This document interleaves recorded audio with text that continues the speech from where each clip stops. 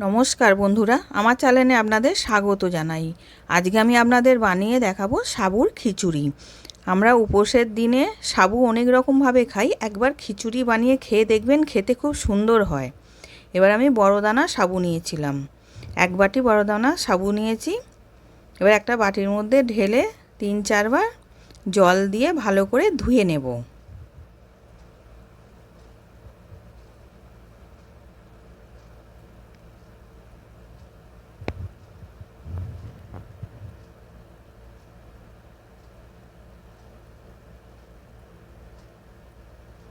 এবার দেখুন সাবুটা ধুচ্ছি, কত নোংরা বেরোচ্ছে।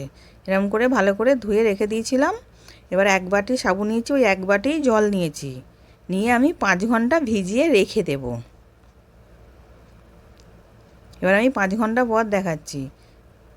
দেখুন ভিজে গেছে, কতটা সুন্দর নরম হয়ে গেছে।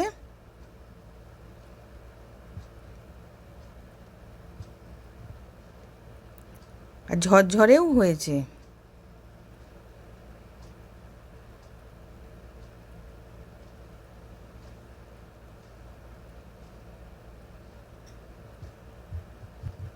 এবার আমি আলু দেব বলে আলুটাকে কেটে নিচ্ছি।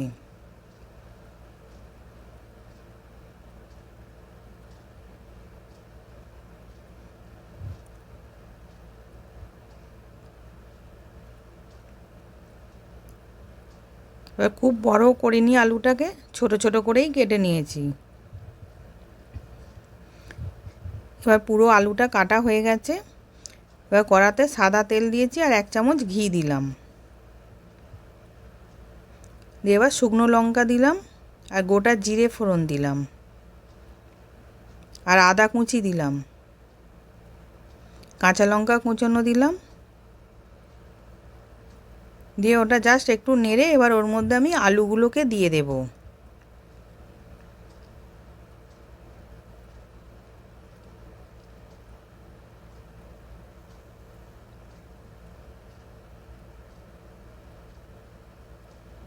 এবার নুন দিলাম যাতে আলুটা সেদ্ধ হয়ে যায়।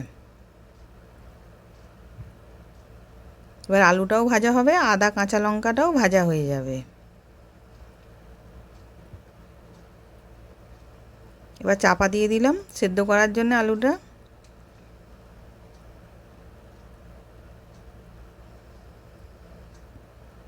এবার দেখুন আলুটা সেদ্ধও হয়ে গেছে, ভালো মতন ভাজাও হয়ে গেছে। এবার আমি একটা টমেটো দিলাম, একটু বড় সাইজে কেটে আমি রেখেছিলাম, ওটাকে দিয়ে দিলাম। দিয়ে ওটা বেশি ভাজবো না, যাতে না গলে যায়, হালকা করে ভেজে নেব।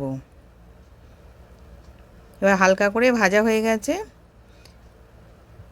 বাদামটা ভাজা ছিল, সেই ভাজা বাদামটা আমি দিয়ে দিলাম কিছুটা।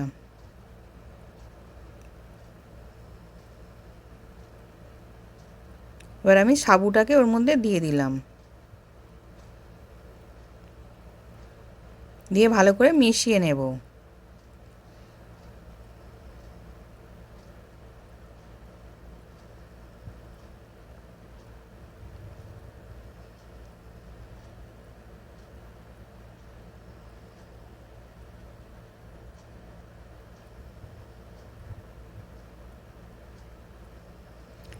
এবার 1 চামচ চিনি দিলাম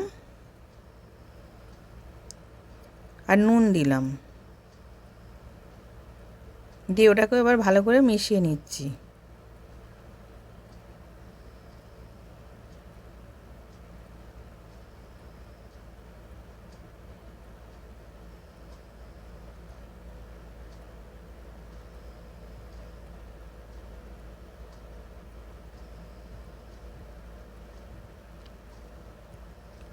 এবার চাপা দিয়ে কিছুক্ষণ রেখে দেব, যাতে সাবুটা আর একটু নরম হয়ে যায়।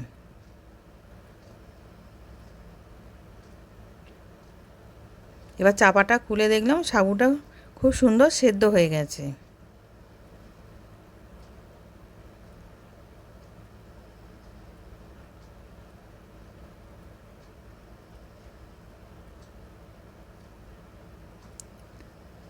এবার কিছুটা ধনেপাতা কুচিয়ে রেখেছিলাম, সেটাকে দিয়ে দিলাম আর সামান্য একটু লেবুর রস দিলাম। দিয়ে ওটাকেও ভালো করে মিশিয়ে নেব।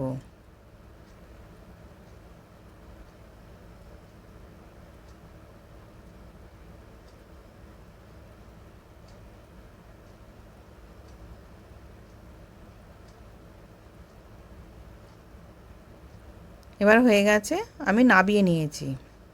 এবার সার্ভ করার জন্য রেডি। নতুন নতুন রেসিপি দেখতে লাইক দিয়ে ফলো করে রাখো। আশা করছি ভিডিওটা ভালো লেগেছে। আমি হাজির হব আর এক নতুন রেসিপির সাথে।